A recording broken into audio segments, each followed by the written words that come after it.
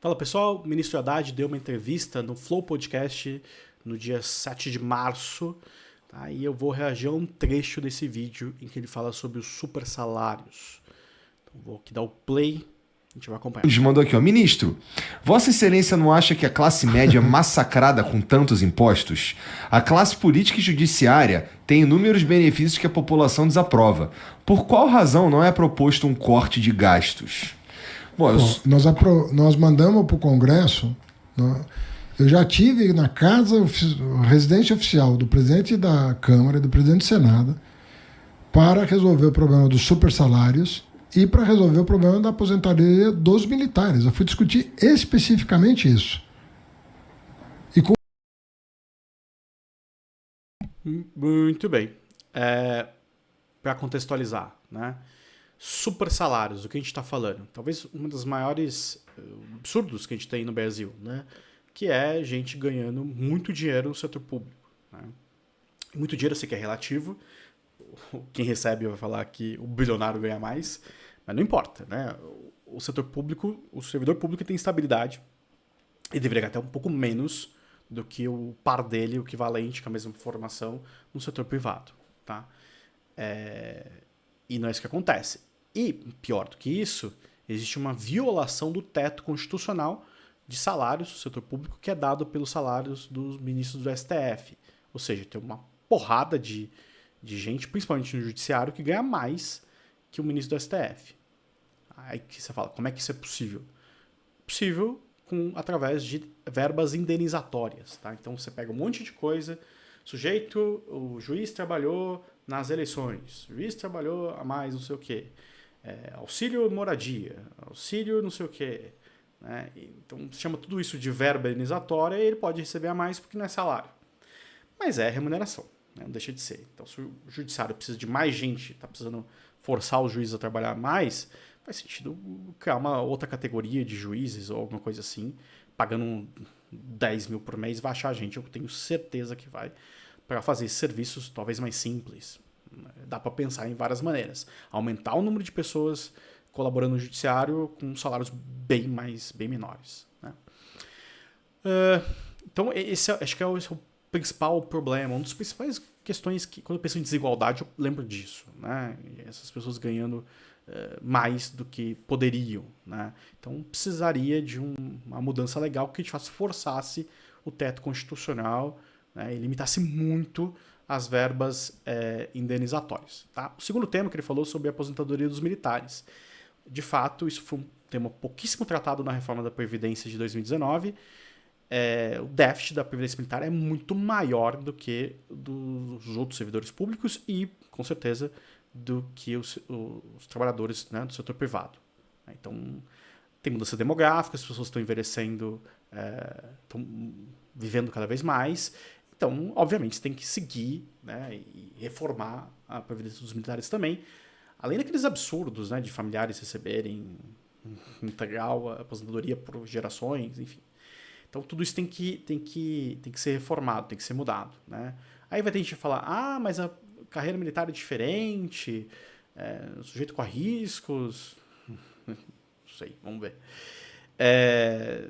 O salário é baixo, né? Esse é um argumento que professores também usam, né? Sempre alguém que há um regime especial joga lá que o salário é baixo.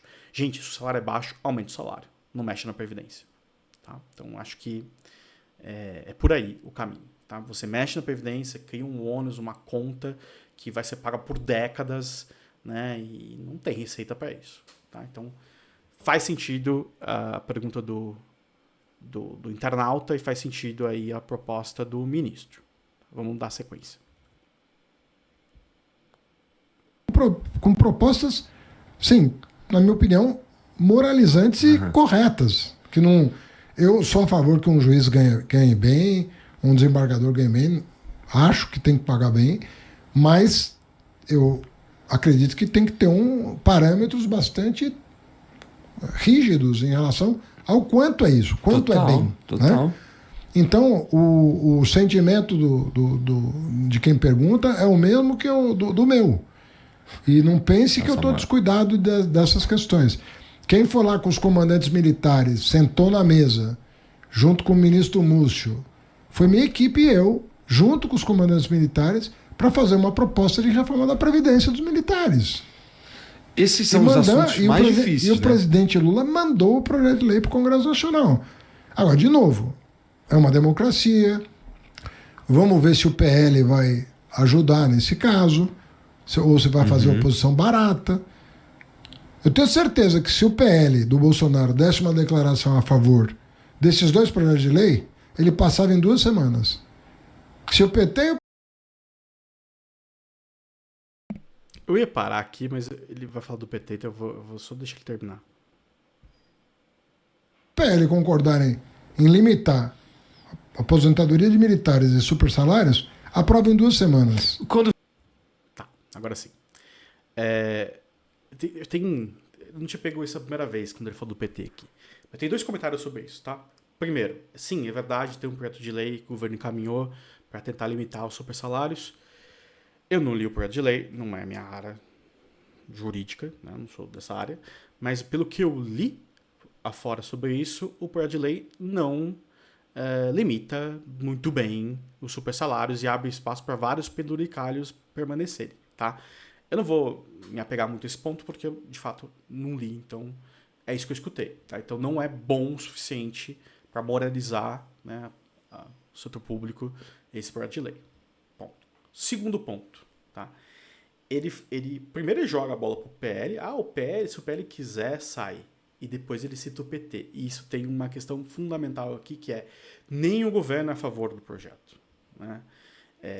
Por alguma razão, eu juro que eu tenho dificuldade para lidar com isso, mas no Brasil, o discurso de esquerda está sempre relacionado mais à pobreza, aos mais pobres, etc., mas defende grandes corporações de funcionários públicos. Tá. Não é só a esquerda, a direita também. Tá? É que a direita não tem o discurso. Ela só defende. Tá? Então, infelizmente no Brasil, direita e esquerda se unem no sentido de manter privilégios de classes. Mas o privilegiado é o bilionário. Tá bom, mas também tem uma elite do funcionalismo público que custa para a sociedade, né, ganhando salários que não precisavam ganhar. Tá? Metade, 1/3 do salário de quem ganha 50 conto por mês dá para prestar um serviço de altíssima qualidade para a população. Tá? Então, esse eu acho que é o principal problema. Ninguém quer limitar super salário. Tá? O ministro Haddad talvez queira. Talvez seja genuíno o ponto dele. Talvez o Lula queira, não sei. Mas dentro do próprio governo você não tem esse apoio. Tá? Então, uma das principais fontes de desigualdade econômica que a gente tem são os privilégios que o Estado cristaliza. Tendo uma coisa na sua cabeça. Né? Privilégio não vem do capitalismo, do setor privado. O capitalismo não é só as empresas, é também o Estado. É o Estado a serviço das empresas. Né? Então, está todo mundo ali beneficiado.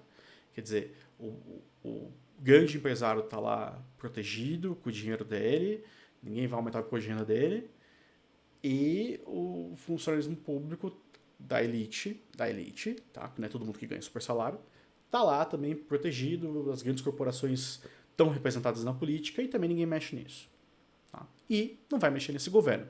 Veja, uma coisa muito mais simples que isso é uma reforma administrativa que reforme as carreiras do Estado, né? Colocando salários iniciais mais altos, por exemplo, para quem vai entrar no futuro. Nem isso o governo propõe. Para você ver como os partidos de esquerda em geral, o PT em particular, está relacionado a essa defesa de um funcionalismo público de elite. Né? Veja, o problema de ter um funcionalismo público de elite é o déficit público. Né? Se você não tem déficit público, você poderia discutir pagar mais para os funcionários. Mas a gente vai ter que cortar de algum lugar e não tem mais de onde cortar. O orçamento é inteiro congelado, é inteiro destinado já. Né? Então, faz sentido, é moralizante você reformar, tirar super salários, impedir, ser duro com isso, e reformar as carreiras de Estado para que elas estejam mais adequadas com a realidade das condições financeiras que o Estado tem. Né? É isso. Comenta aqui embaixo o que você acha, se você discorda de mim, fica à vontade para escrever aqui. Te agradeço por me acompanhar até aqui, meu nome é Renan Pierre, se inscreve no canal, curta o vídeo e a gente se vê numa próxima. Tchau, tchau.